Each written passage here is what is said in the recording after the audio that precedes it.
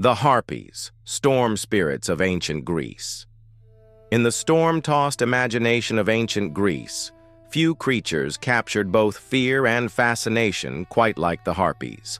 Part woman, part bird, and wholly terrifying, these beings were said to ride upon the winds of destruction, their cries echoing like thunder, their wings beating like a storm at sea. The very name Harpy comes from the Greek word harpazine, meaning to snatch. And indeed, that is what they were most known for, snatching away men, food, and even souls with the swiftness of a gale. To the Greeks, the Harpies embodied the sudden violence of nature itself, the way a calm day could turn into chaos without warning. In early myths, the Harpies were described as winged maidens, fair yet deadly, who served as messengers of the gods. Over time, however, their image grew darker. They became monstrous women with the bodies of vultures, their faces twisted with hunger, their claws sharp enough to tear flesh. They were said to reek of filth, leaving behind the stench of decay wherever they flew. In this form, the Harpies represented not just the swiftness of the wind, but also its cruelty, the storms that could strip ships of their sails and scatter lives into ruin. One of the most famous tales of the Harpies appears in the legend of Phineus, the blind seer of Thrace. Cursed by the gods for revealing too many secrets of fate, Phineus was punished in a cruel way. Each time he sat down to eat, the Harpies would descend, shrieking and flapping, snatching away the food from his table or fouling it with their filth. Starving and desperate, Phineus begged for release.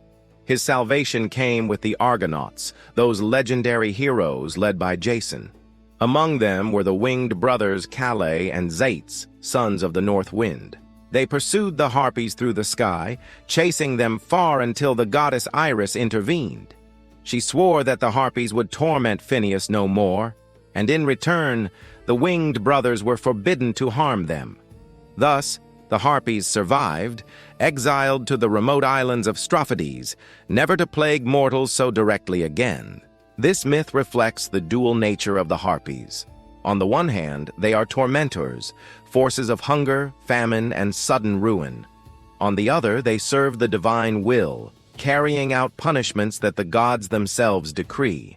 In this way, they resemble the Erinyes, the Furies of vengeance. But while the Furies stalked the guilty with relentless justice, the Harpies struck like tempests, swift, unpredictable, and merciless. The Harpies were also sometimes imagined as agents of death itself. They were said to snatch away the souls of the departed, carrying them down to the underworld. To see a Harpy descend was to witness the violent hand of fate, tearing life away before its time.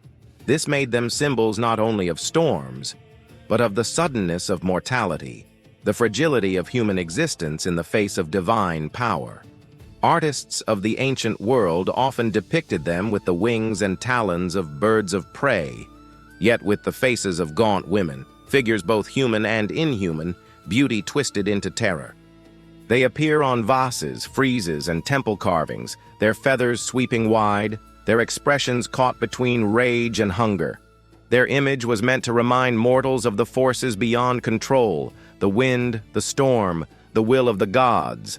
Yet, like many figures in Greek mythology, the Harpies evolved over time. Later poets softened them somewhat, presenting them less as foul monsters and more as divine winds, spirits of the air, still dangerous but not purely evil. This transformation reflects the Greeks' changing understanding of the natural world. Storms were not only punishments, but also essential forces, bringing rain and renewal as well as destruction.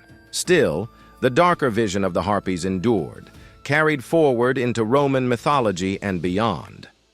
Virgil, in his Aeneid, describes them as foul creatures who defile the Trojans' food during their long journey. Their presence is an omen of struggle, a reminder that destiny is always tested by hardship.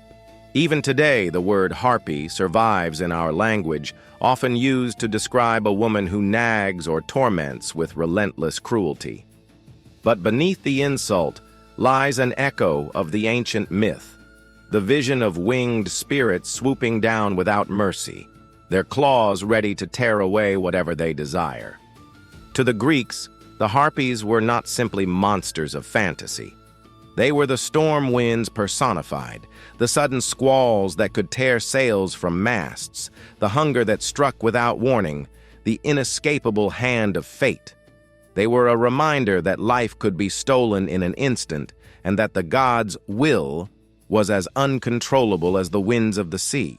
So when you hear the wind howl through the night, rattling the windows, and crying like a voice in the dark, imagine the Harpies flying overhead, the storm spirits of the Greek world, forever hungry, forever feared. If you enjoyed this video, please leave a like and subscribe for more mythological tales. Until next time, remember, the darkest myths have a light within them, and the fiercest monsters were once human.